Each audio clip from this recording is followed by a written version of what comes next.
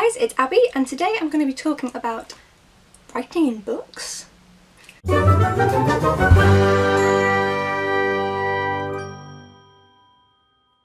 Abby from the future here. When I filmed this video and a few others, I had the camera way too zoomed in on my face, but I'm pre-filming because I'm heading off to do a master's, which is going to take up all of my time, so I can't refilm them. So I'm sorry that my forehead isn't in shot, and I hope you can deal with it and still enjoy the video. So enjoy watching. So, annotating books, such a divisive topic. So many people hate it, so many people love it, and I'm here to kind of play devil's advocate a little bit for the side of writing in your books. Now, I will start off by saying I don't do this in every single book. I just read Shattered by Terry, and there's some post-its in there just to mark off where certain page numbers are, but there's not a single annotation in here. Whereas some books, like Alice by Christina Henry, I mean, for starters, that's just showing you where all the annotations are. So if I flick through, hopefully you'll be able to see some of the red. So annotating a book doesn't immediately mean you have to annotate every single book, every single page, every single thing. I'll start off with that. It's very much, for me, I do it based on how I feel, whether I want to annotate it or not. If something jumps out at me and I need to annotate it, I want to annotate it, then I do. I also tend to go through phases, so I'll annotate everything I read for a few weeks, and then I won't annotate anything for months, and then I'll annotate everything I read again. So yeah, it's not like once you start annotating every single book you read, you must annotate. No, definitely not. You just annotate what you want to. And I mean, it could be as much as I did for Alice with Christina Henry, or it could be as little as I did for Throne of Glass. I used the extra large post-its because they were the only ones I had on hand, because I've been packing. But yeah, I've barely annotated this, but I gave this 4.5 out of 5 stars. And I gave this 5 stars, and there's not a single annotation in it. In terms of when you do want to annotate, reasons why I recommend is that it really highlights key points for you. It means that you can go back and revisit these sections. You might find a quote that just speaks to you and you can go back and look at it.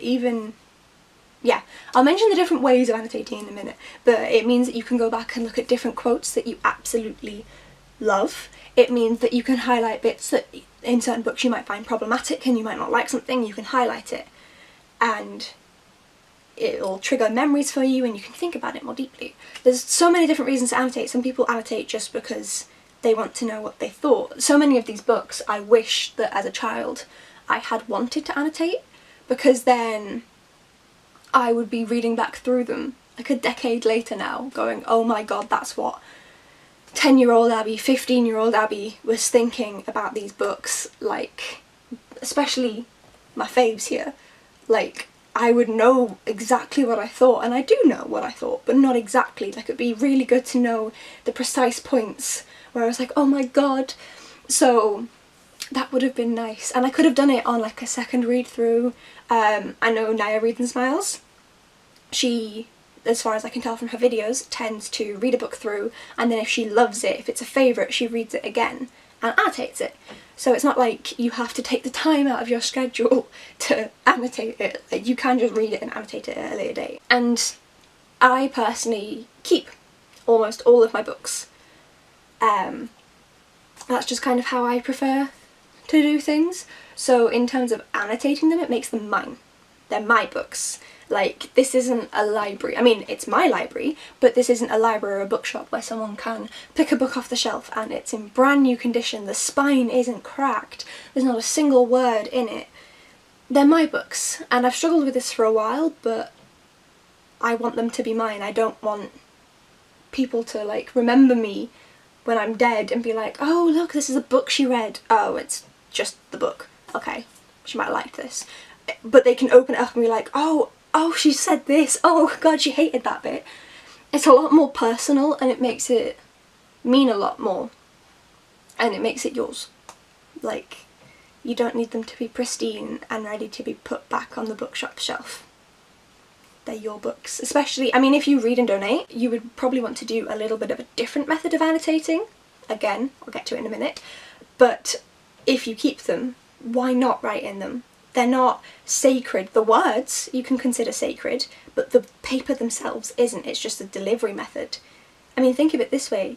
People write in Bibles.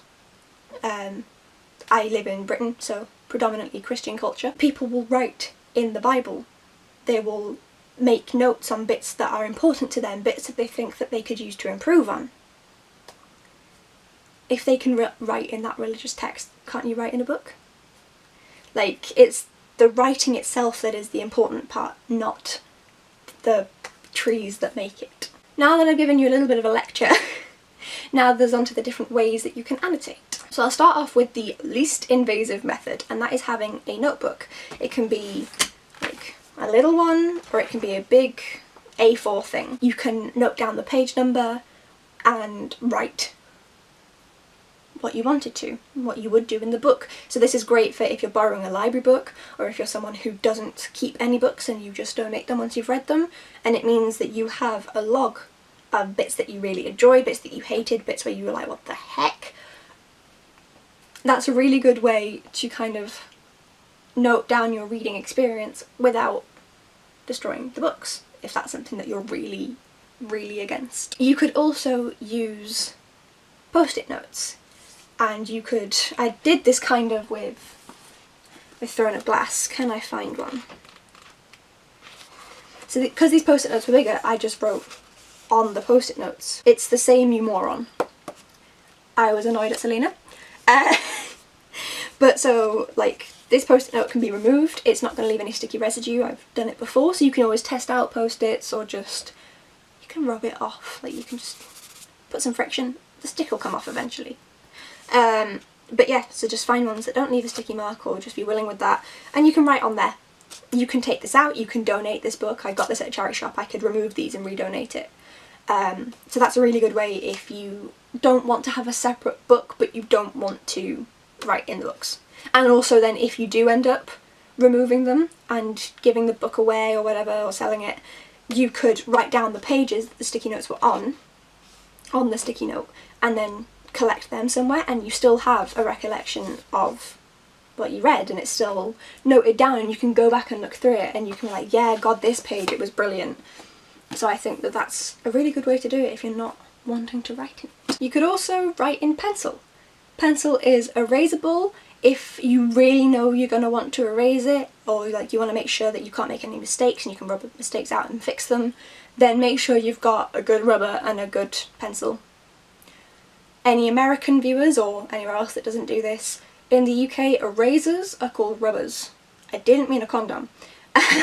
So make sure you have a good eraser and a pencil that you know won't leave marks if you do want to remove it. Don't press too hard because then you'll have indents, but you can write in the books then. I did this with To Kill a Mockingbird because I read this in school and I was annotating it for school, and it was still at the time where I was like, no, you can't write in books. So here we go. Some up there. I don't know if you could see it because obviously it's pencil, but it's very faint, and if I ever did want to get rid of this book, I could just go through and rub it out, or I could leave them and the person after me could rub them out. I kind of had to write in the book because it was, you know, I had to note down the points that I wanted to reference in essays. But that is another method if you really don't want to have a permanent mark in the book. And then obviously there's the more permanent methods. Highlighting and writing in pen. So I did this in Anne of Green Gables. I also did it in Alice, but I wanted a red highlighter and I didn't have one, so I just used a red felt tip pen as my highlighter, literally. But so these post-its mark all the different bits where I've annotated, just so that I know where they are, and I can go back to them and I can see which points were important to me. Literally, highlighter on the page. Some pages also have writing, not all of them. Can I find one? No.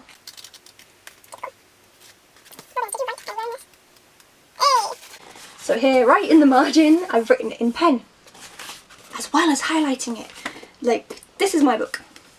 This will be my book. It's already a little defaced. This was a second-hand book and it was owned by a kid before me. There's a Scholastic There we go, I've kept it inside. A little scholastic order when they went to her school, and she's written her name, so it's a her. And they've drawn a moustache on Anne, which I've kind of managed to get off, and there's loads of indents from them writing on the top of it. It was already like a used book. It wasn't like I could pass this off as me having just used it, so it's my book now, and I'm keeping it, and I really liked Anne of Green Gables. So yes, there's various different ways and with different levels of permanence to write in your books. If you are wanting to make notes and you're just wanting to start, I recommend starting with the post-its. You can use them, like you write on the post-its and then you stick it in and it tells you what page it's in, and you can remove it if you've written something wrong or if you don't agree with it anymore, although that's the whole point of annotating, leave it in there. And then if you do end up getting rid of the book, you can take them out and stick them to a notepad or something and still have what you had. And if you end up knowing that you definitely want to keep the book, and if you're rereading it and the post-its are annoying, you can just write it in with pencil or with pen. So I think that the post-its are the best way to start if you're keeping the book, or if you want to do the removal method if it's a library book. Just make sure to note down the page numbers. But I think you should do a mix of what works best for you. Sometimes you'll just be writing and you'll think, I need to highlight this. I have nothing to say, I just need to highlight it. If you know you're keeping that book, if it's yours, if it's not a library book or borrowed, and if you know you're keeping it and it's being added to your collection, just write in it. It's your book. I mean, I get really excited when I find second-hand books that have someone's name in them, or like, to Jessie, love from Mum. I don't know if I'm the only one. I think I've seen quite a lot of other people who like books also enjoying this, seeing part of a person in a book, and imagine if your family down the line finds this. They're gonna love it. So I don't annotate every book, like I said, but I just think it's a really nice thing to do sometimes. So that's my little video on recommending annotating. I don't tend to rant at you guys, so if you did enjoy this and you can put up with me, then please hit subscribe, and I will see you guys next time. Bye!